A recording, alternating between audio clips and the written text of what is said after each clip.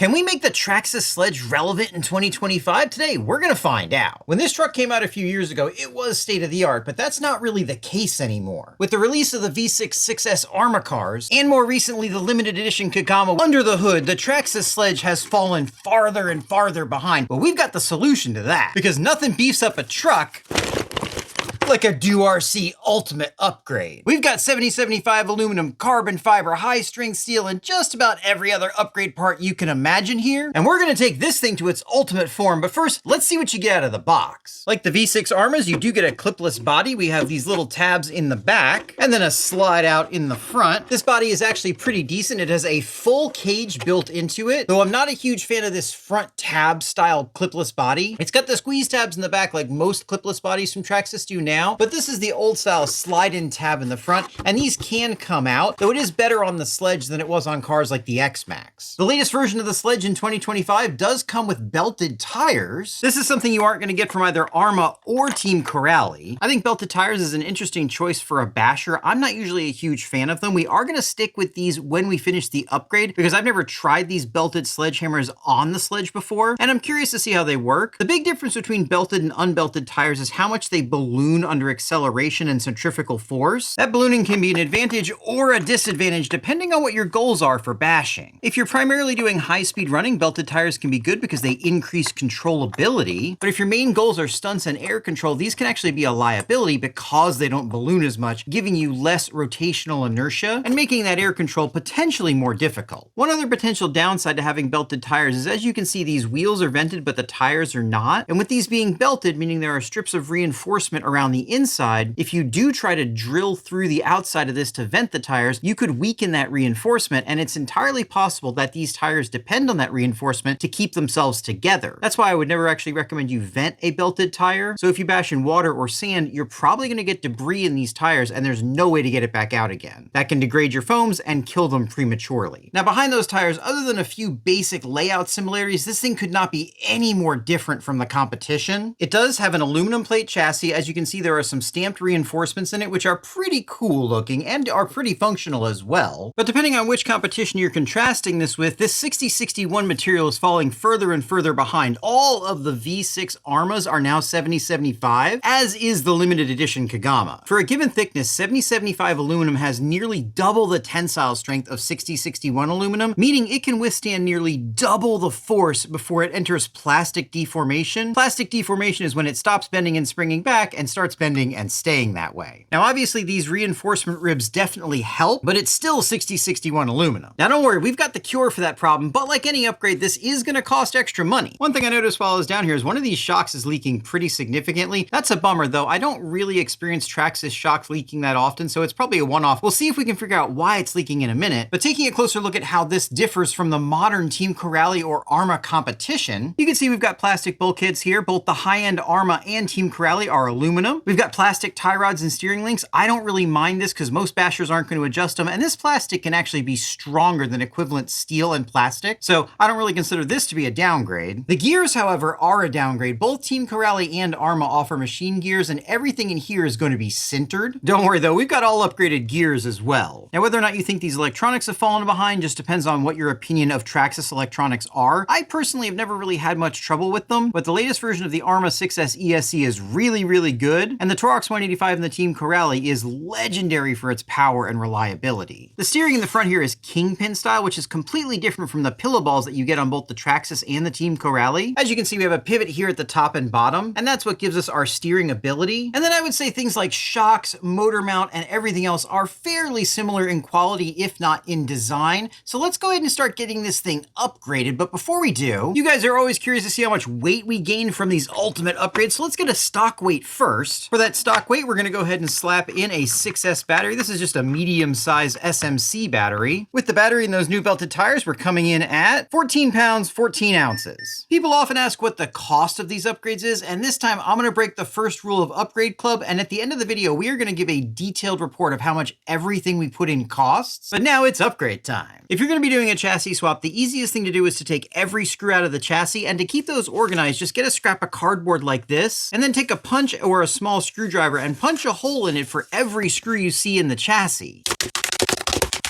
just like that. It doesn't have to be perfect, but these holes will give you a great place to organize the screws as you pull them out. These get retained by the cardboard and make it much easier to figure out which screws go where when it comes time to put this back together. As you continue to pull the screws out, you might hear some things fall from the other side, but that's not a big deal. Most of it will stay together due to how the braces are installed. And while each model of car is going to come apart differently, taking every screw out of the bottom is a great place to start, especially if you're doing a big upgrade like this one's going to be. Now we just need to go back and grab all the little screws, pull off the front skid and the rear, and then the chassis will lift straight off. And I have to say, this may not be the strongest chassis in the world, but I think it is one of the prettiest. I love these stamped reinforcements, and this is a beautiful color blue anodizing. How you take things apart from here is kind of up to what kind of upgrades you're going to be doing. We're upgrading everything, so the rest of it does have to come apart. We'll start with easy things like these side pods. This one's just being held on by this zip tie. And then with it flipped over, we can see all the electronics are only being held in by this one link to the rest of the chassis. Screws like this can actually just go right back to where you got them from. That's the easiest place to keep them organized. And with that one screw removed, we can get all the electronics out in one unit. One of the downsides to these comprehensive disassemblies is sometimes we find parts that we have no idea where they came from. This nut is a good example. I'm sure we'll figure it out later, so we'll just put it aside for now. And then to finish the basic disassembly, we just need to take this center brace out. While we're removing this, I want to clarify something. A lot of these upgrades that I show you aren't upgrades I think you absolutely have to do. For instance, we're going to be replacing that center brace with this beautiful carbon fiber one, but that doesn't mean there's anything wrong with this center brace. These center braces are actually very strong. In this particular case, I'm also going to be showing you and talking about things I think are deficient in the Sledge that we're getting stock on some of the competition. But this beefy T-shaped center brace usually isn't a problem. And whereas this carbon fiber one is going to be lighter and probably equally as strong, this is one of those things we definitely don't need to replace. I just really want to see what it looks like. Speaking of overkill, it's time to start upgrading, and we're going to start with this front module. This thing's going to be unrecognizable when we're done because we've got springs, shocks, hubs, bulkheads, shock towers, and a bunch of other stuff going into this thing. Let's get to it. Even though these shocks have plastic caps where the competition has aluminum caps, I've actually had pretty good luck with them overall. One thing about these shocks though, and about pretty much all RC car shocks, is that compared to modern full-size shocks, they're pretty rudimentary. But there's something coming that could absolutely change the bashing game, and if you're interested in seeing that, make sure you get subscribed, because we're gonna have it on this channel first. Until then though, we're just gonna go ahead and pull these shocks apart and install the M2C Zero Rebound shock system. The secret to this shock system working better than stock is this O-ring on the shock piston. As you can see, that O-ring actually meets these slots around the perimeter, and that allows this piston to have a different amount of damping for rebound and compression. That difference in damping allows you to have quite a bit more control when landing big jumps. And to install them, we just need to remove the nut for the stock piston, pull that stock piston out of there, make sure you keep track of the little washer because it needs to go back on with the new piston, and then reinstall the new piston with the slots facing down. And then we're just going to follow the normal process for reassembly.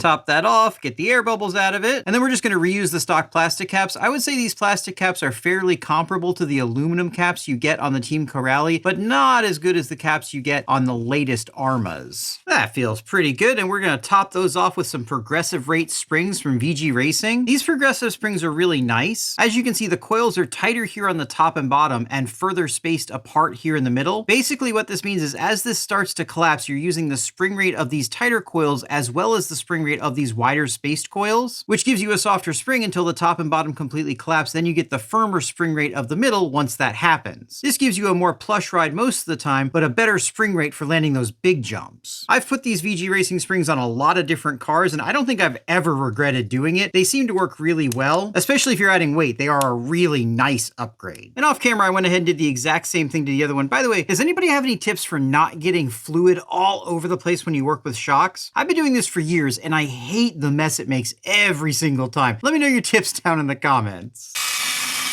Similar to the competition, access to the differentials is through a cover on the outside. The cover and the bulkhead are plastic on the Sledge. This is the same as the lower end versions of the Team Corrali Kagama and the Arrma Kraton. However, price-wise, the Sledge falls between the EXP and regular versions of the Kraton. So whether or not you think this plastic bulkhead is a downgrade just depends on which one you're comparing it to. However, the differential itself is very different from what you're going to get in the competition. Let me grab one from the Kraton. As you can see, this is an EXP front end, and one thing that sets the Sledge apart from all the competition is a lack of sway bars in the front and rear. It's an interesting omission from Traxxas, so whether or not you like sway bars just depends on what your goals are. Sway bars are great for stability and turning, but they do reduce the independence of the suspension, which does somewhat reduce its ability to handle off-road conditions. As you can see, the Traxxas differential is actually quite a bit larger than the Arrma and Team Corrali differential. The Team Corrali differentials are basically the same size as this, but the big difference is these are sintered steel gears, while these are machined steel gears. You can actually see that the size of the teeth themselves are fairly similar on these gears. So whereas the gear itself is larger in diameter, I'm not sure it's actually any stronger, and that sintered steel is going to be inherently weaker. By the way, I did add these aluminum housings. These are also plastic stock, just like on the Traxxas and on the Team Corrali. Even though these gears are going to be a bit weaker out of the box than the competition, one big advantage of having a larger differential like this is when you do go to upgrade, you can end up with a stronger differential. I got this gear on Amazon, it was like 20 bucks. And as you can see, it is pretty large. And I suspect even though it's a generic gear, it's going to be pretty strong. Another advantage are going to be these internal gears. These are sintered steel on the competition. And because this differential is physically larger, these gears are going to be bigger on the Sledge than on pretty much any other 1/8 scale vehicle. On a side note, I wanted to talk about the problems people were having with these side gears on the latest versions of the Arrma Kraton. On the backside of the Kraton gears are some ears that the pin interfaces with, and people have been having those ears shear off. This is actually a new problem that people hadn't been dealing with previously, and I suspect it had to do with a bad batch of gears rather than a design flaw. I don't believe we ever got any official word from Horizon on the problem, but I'd be very surprised if it still exists. It's almost certainly something they dealt with and resolved. That being said, let me know if you've had any problems with their differentials and what your problems were. I'm definitely curious to find out. I always like to try different generic parts whenever I'm doing these upgrades just to see how they work. We're going to be doing that with the differential case, and this is an RC something. Usually these kinds of things will be available under a bunch of different brands, but if it looks the same, it probably is the same. Using these is always a risk though, so we'll see if we get lucky. Of course, what won't be a risk are these M2C output cups. These things are definitely going to fit just fine. One thing you want to be really careful of when filling these with fluid, especially with aluminum housings, is not to get any of the fluid in the screw holes. The silicone oil will interfere with thread locker and you'll end up having your screws back out, which can be pretty disastrous in a case like this. Another thing to note is that sometimes these aluminum casings and other aluminum parts come with their own screws. It's usually a good idea to use their screws as sometimes they're shorter and the stock longer screws won't actually fit.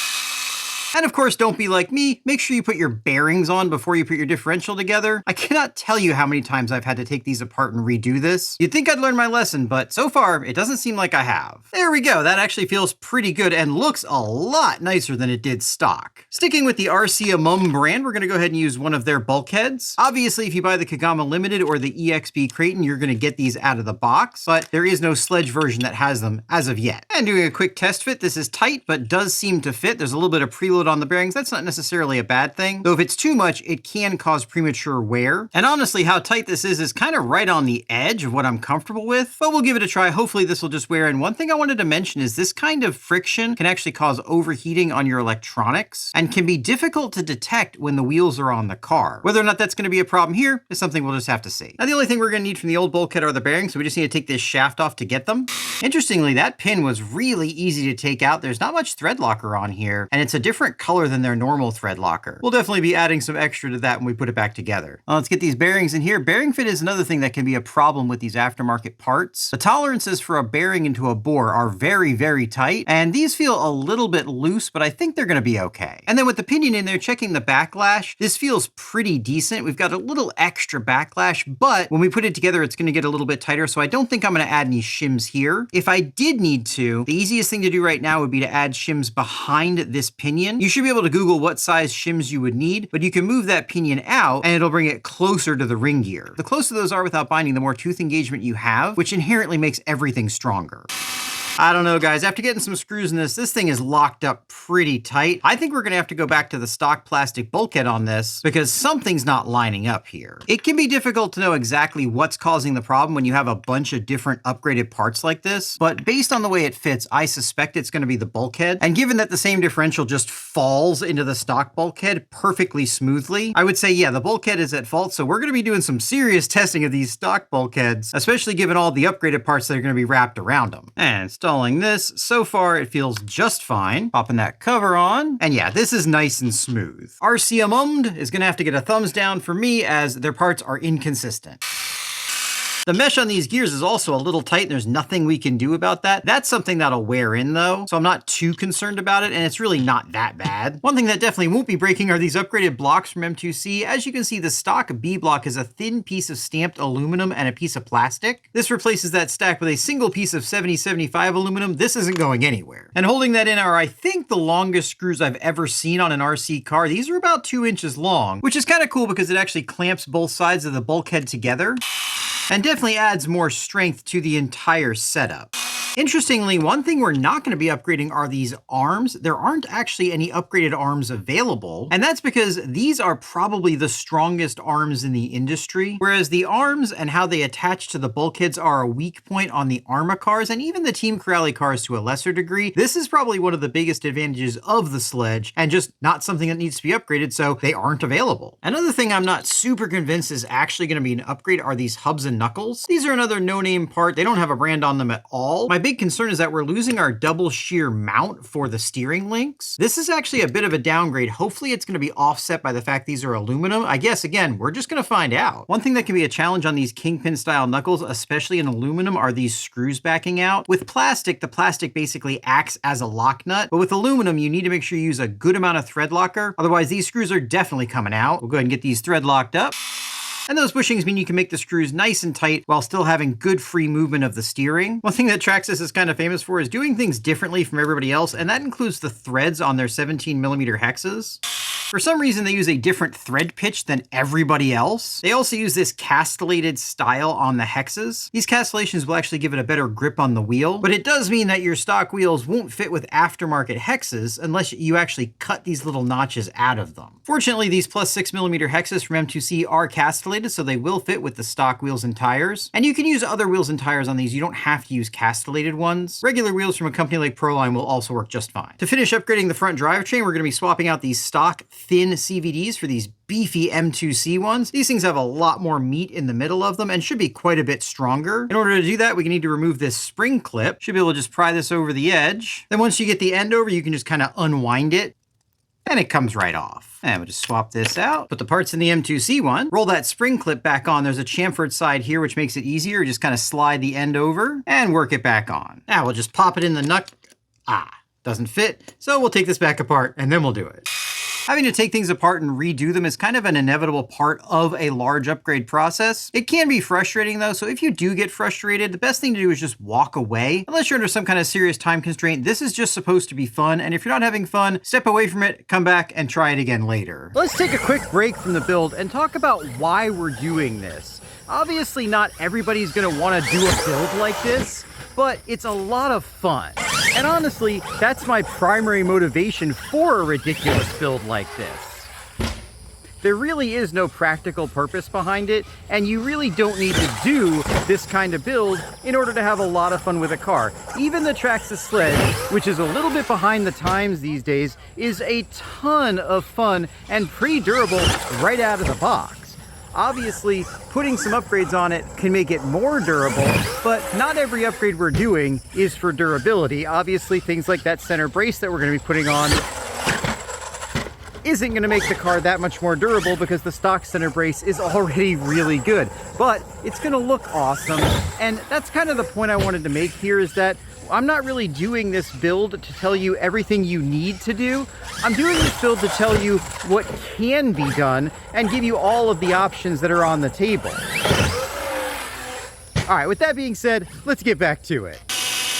There we go, she is looking nice and shiny. Now let me just do the other side the same way. And now with those together, we can go ahead and get them installed on the bulkhead. We're gonna be using these hardened steel pins from M2C. One thing I've been curious about is just how different they are from the stock pins. One way we can check the differences with these hardness files. If you haven't seen these before, each one of these files is a specific hardness itself. So if it can scratch the metal you're trying to file, that means it is a hardness that is below what the hardness of these files is. So checking the stock pin, we're just gonna scratch it on the end here. The HRC 45C file skates on it, so it's harder than that. It skates the 50, but the 55 is really starting to bite in, so I would say that these pins are between HRC 50 and 55. We'll go ahead and start with the 55 on the M2C pin, and that is skating. We'll move up to the 60, and that's skating as well. We're starting to make a little bit of a mark on it, but it's still skating. Move up to the 65, and that's really starting to cut in. So we'll call these probably around HRC 60. So the M2C pins are harder than the stock pins, and they're almost certainly made out of better material too. Showing the difference between those two gives us a great opportunity to talk about the main downside of upgrading, which is the fact that when you increase strength one place, it's going to move the weak point somewhere else. For instance, with the stock setup in a really bad crash, this pin might bend or it might rip out of this B block. But by increasing the strength of the blocks and the pins, we potentially move that weak point to something that is either more expensive, harder to replace, or both. In this case, it's probably going to be the bulkhead that everything's actually attached to. Whether or not that's actually a problem depends on a ton of different variables and is something that can be really hard to predict. Whether or not this stock bulkhead is going to become our weak point is something we're just going to have to wait and find out when we actually take this thing out and bash it. You may have noticed I'm not swapping out any of the links. We've got all the stock plastic links here, and that's for a really good reason. I think these stock plastic links are better for bashing than adjustable links, and most people who are bashing are never going to adjust them anyway, so we're just going to be leaving those in there. Another thing I've decided not to go ahead and upgrade is this steering rack. I did get an aluminum one, but I've actually been finding lately that aluminum sometimes is worse than plastic. That's because the aluminum version of these ramps tends to gall up and stick together, and that can actually kill your steering servo. So we're going to go ahead and leave this in here for now. If it ends up failing, we can replace it, but for now, this is going to stay stock. We're just going to tighten up the spring. Tightening this up puts preload tension on this spring. The more preload tension you have, the harder the servo saver will be, which means you'll have stronger steering action, but less protection for your servo. So this is something you can really get yourself in trouble with. If you tighten it up too much, you might end up breaking an expensive servo, so don't go crazy with it. This particular servo saver also has your regular adjustment nut and then a jam nut. Once you get the adjustment right, if you tighten these two down against each other, that'll prevent it from moving on its own, which is a pretty common problem with these adjustable servo savers. That's actually really nice to see and not something we get on any other brand that I'm aware of anyway.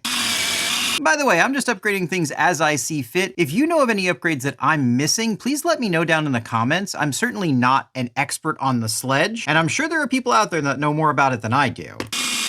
One thing I didn't realize I had it ordered were these lower outer hinge pins. I forgot these are definitely a weak point, so we've got some M2C ones that should be a big upgrade.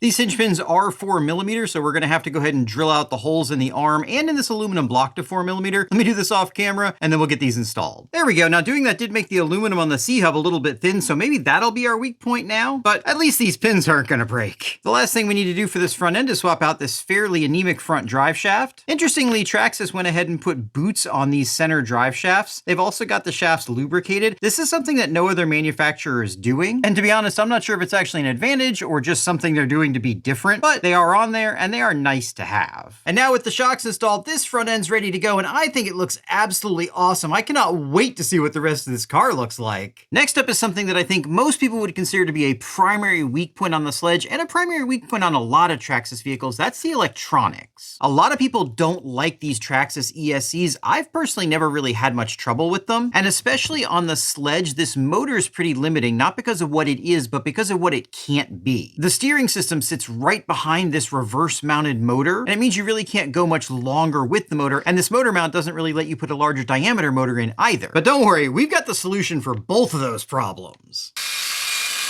We aren't going to be using the stock motor or ESC, and this M2C reverse motor mount reverses the reverse, and it's going to let us run this beefy Castle 1717 motor and MMX8S ESC. The only part of the electronics I'm going to keep is this Traxxas 2275 servo. This isn't the best servo in the world, but I've never actually tried it on 7.4 volts, and I've heard that really spices it up, so we're going to leave it in there for now. If it breaks, we can always replace it. The reverse motor mount also includes a center differential mount, so we can get rid of this stock plastic one. And by the way, at this point in the video, if you're still watching, you're already one of us, so you might as well make it official and hit that subscribe button. The only reason we're taking the center differential apart is to replace the spur gear. As you can see, Traxxas already uses 20 million weight fluid in here, which is pretty much what I would want anyway. This is one place where Traxxas really seems to understand bashers. I feel like some other manufacturers are still a little bit behind on what they want. 20 million's great for wheelies and backflips, which is what they give us. We're going to be replacing this stock sintered steel gear with this generic version of a GPM machined gear. The big difference between these is that this gear starts out as a bunch of powder that's then squished together in a mold and heated till the grain grains grow together. This started as a solid billet of steel and then was machined out. Typically, this kind of gear has the potential to be stronger, but only if it's made correctly. This is a fairly cheap gear, and if it wasn't hardened properly, or it was made using the wrong material, it could fail much more quickly than even the stock gear does. Obviously, it might be better to go with a name brand gear, but I've actually had really good luck with these generic gears, and I'm pretty sure they're all made in the same place. One disadvantage I would say Traxxas has to a lot of the competition is that it's still running a plastic center differential housing. The problem with a plastic center differential housing is if the gears inside are spinning really fast, it can actually melt it. Because this is running 20 million weight fluid, those gears probably are never going to spin fast enough for that to be a problem. But if you're running thinner fluid, it's definitely something to keep in mind. This Castle 1717 motor is an absolute unit compared to the stock motor. We're definitely going to have to be careful when we're running it because a full throttle pull will probably end up breaking something. Another thing you need to be careful though of is how long these screws are. Make sure your screws aren't going to bottom out on something inside your motor. This is a fairly common problem, and depending on how your motor is designed, it could damage the motor if it happens. Based on the KV of this motor as well as the stock motor, we're going to go ahead and go with a 22-tooth pinion. Having your pinion fall off your motor is a fairly common problem. Here's how to make sure it doesn't happen to you. First of all, make sure you've got some good quality thread locker. This Vibrotite gel seems to work really well. Then get some alcohol, acetone, or brake cleaner and really clean the grub screw. These grub screws usually have manufacturing oil on them from the factory, and you can see how much came off. That oil is going to stop the thread locker from working properly. This one was particularly bad. Sometimes they're not as bad, but you want to do every one of them because you never know. Then you want to apply a good amount of thread locker. There's probably some manufacturing oil on the gear as well. I have found that not cleaning it usually isn't a problem, but if you want to be super confident about this working properly, go ahead and clean the gear as well. And we're going to get our grub screws started, but not all the way in. By the way, if you have grub screws 180 degrees apart from each other, don't use both. If you use two grub screws 180 degrees apart from each other, basically just those grub screws are going to be touching the shaft. And you want this grub screw to pull the shaft against the other side of the gear. If it's 90 degrees apart, it's not a problem, but if it's 180, don't use both. And then you just want to line this up and tighten it down. Now, depending on how large your gear is, you want to be careful tightening that grub screw because they are fairly small, but you need to get it good and tight. Also, when you tighten down the grub screw, make sure you're actually tightening down on the flat of the motor shaft. As you can see, my grub screw is a little bit off here, so it probably would tighten down, but it's not on the flat, so it's not gonna stay. And then when you're done installing, and this is the most important step, set it aside and let it sit for 24 hours. That's how long it takes the thread lock to fully cure, and if you don't wait that long, it might come off on you no matter what else you do. While that's curing, it's time for the most exciting part of the build, and that's adding things to this beautiful new chassis. As you can see, there's a bunch of holes here. This is designed for reverse and regular motor mounts with the aftermarket motor, as well as using the stock motor mount. Of course, we're gonna be reverse mounting ours, which is the normal way for most cars, so the mount's gonna go right here. And now for the other side of the center differential mount, which allows us to put in our center differential. And then with the top cover in place, we can go and install the new receiver box. Ironically, this is an Arrma receiver box, but it should work just fine on here. And then we can install the ESC mount in the original motor mount location using the original 4 motor mount screws.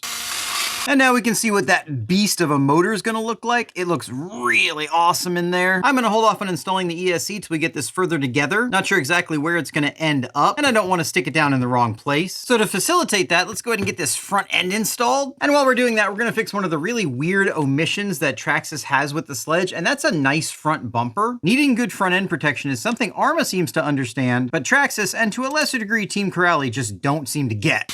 So in place of the little baby stock front bumper, we're going to be installing this much nicer one from RPM. And of course, since we have our screws well organized, we know exactly where they are. There we go. That should provide a lot more protection than the stock one does. And since we're going to go ahead and use the stock servo and the stock battery box, I'm going to give this battery box another try. I'm not usually a big fan of this clip style mount, but we're going to give it a try here. And since we are, we can just go ahead and get this mounted right back up again. With that installed, this thing's really starting to look like something. The last thing we need to upgrade is this rear end, which is going to be very similar to the front end, so I'm going to do this off camera. But before I do that, let's pull this shock off and see why it's leaking so badly out of the box. There are a handful of typical reasons why something like this will leak straight out of the box. One of the most common ones appears to be changes in air pressure between the factory and your house, but that'll usually result in the leak stopping when you get it. And obviously this leak hasn't stopped. This thing's been leaking ever since I opened it up. Based on the fact that it was leaking when the truck was upright, I'm guessing the problem's down here in the bottom, but the easiest thing to check is the seal at the top. So let's start with that. Sometimes those bladders will just end up crooked from the factory, and seeing how much juice there is coming out of here, I'm guessing that actually is our problem. And yep, as you can see, this seal is on an angle and it's actually cut. So this seal is junk. Now, one nice thing about Traxxas is they have a fantastic warranty department, so I'll contact them and get another one sent out. And while we're waiting for that to come in, I'll go ahead and get the rest of this upgraded. And just like that, she's all done. I had no problem getting that bladder from Traxxas. Their warranty support is second to none. This rear end is done. Let's get this car together. I cannot wait to bash it. Now, to top off the back end, we're going to be using this beautiful new M2C Racing rear brace and skid plate. I'm not sure it's necessary on their chassis, but it sure is going to look nice and it will protect it. Before we install that, we need to install this rear end cap. It's interesting to see M2C use some 3D printed parts. I personally don't mind it at all on something like this that really isn't a load-bearing area. Plus, 3D printing has come a long way and you can get some amazing strength out of modern materials. I know 3D printed parts can make some people nervous, but I don't expect to have any trouble out of something like this. And now for the jewelry itself, man, that looks good. Definitely a beautiful piece, and it's making me excited to bash this thing, so let's get the rest of it together. And now for the final touch, this beautiful carbon fiber center brace. And with that, this beautiful beast is done. I cannot wait to see what this thing runs like, but before we do that, we need to see how much weight we gained. We've added quite a bit this time. Let's see what we get. Right at 16 pounds. That is not bad. It is an 8% increase in weight. Let's see what that 8% increase translates to in performance. All right, guys, now this thing is fairly conservatively geared, and it's back on the same off-road terrain we normally run these things on, which usually means it's either terrain or wheelie limited, so I don't expect to set any kind of speed records here, but as you can see, this thing is nice and stable. It's running nice and flat and feels really good. We definitely could go a bit higher on the gearing here. This is pretty safe, but overall, that feels like a good solid speed for bashing. Let's bring it in and see what it was. I'm gonna guess it was probably around 50 miles an hour, and yep, 53 miles an hour. That is really nice. A good general bashing speed.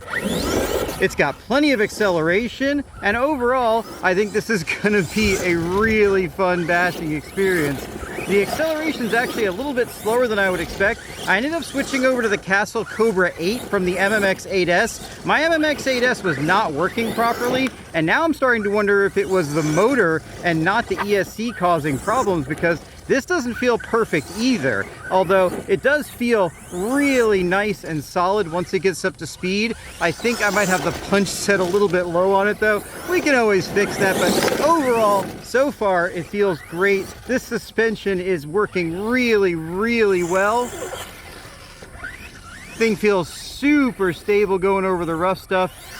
And yeah, not bad at all. Going over some slightly rougher terrain, it really does float nicely. I know the latest EXP Arrma feels good, and we've done some suspension work to this with the VG Racing springs, but I have to say, I'm impressed with how this thing drives. It's been a while since I've driven a sledge, and I'm feeling pretty good with the way this thing is handling. So far, it hasn't flipped over a single time.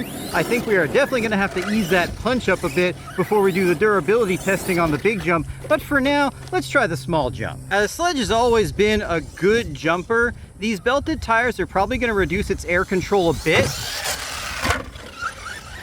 That wasn't a very good jump. Let's see if we can get a better jump than that. All right, here we go.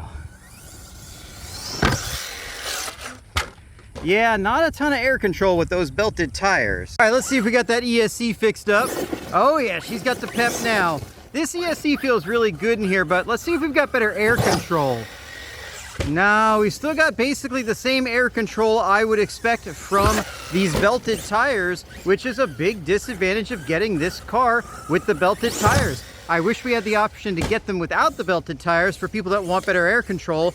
I've got this thing geared pretty similarly to the way it is out of the box, a little bit more aggressively, but overall very similar. And I can get a backflip out of it, but that's pretty much it. With this kind of power, I should be getting way more than single backflips. It does land them pretty well though. We get a little bit of a bounce, but not too bad. I would say even with these VG Racing springs and the M2C shock pistons, it's not quite as good as the EXB and V6 are out of the box. It lands okay, but we still get quite a bit of bounce. We might be able to fix that with some shock tuning, but overall, it feels good, but not the best. Oh, That being said, this thing definitely is going to be durable. The original Sledge was pretty durable, and of course, we put a bunch of parts into this thing to make it even more durable. So it's going to be able to handle a few knocks and bumps, and definitely some serious bashing. With that being said though, I want to know exactly how much we spent to put this thing together, so let's go crunch some numbers. So what does an upgrade like this cost? Well, first of all, we're gonna buy the truck. That's $750 in this case. Now going from there, the options are basically unlimited, so we're gonna go with just exactly what's in this truck. We've got $210 for the Cobra 8. We've also got $210 for the 1717 motor, $20 for the spur, $20 for the pinion, $60 for the rear and front drive shafts, $60 for the CVDs, $60 for the dog bones, $50 for that sweet carbon fiber center brace, $740 for the sweet beefcake kit from M2C, which includes the chassis towers and a bunch of other bits, $60 for this rear skid, $20 for the front bumper, $60 for the generic hubs and knuckles, $60 for the extended hexes and nuts, $145 for the reverse motor mount from M2C, and unless I missed something, which it's entirely possible that I did, I believe that's it. Now, that comes to $2,330.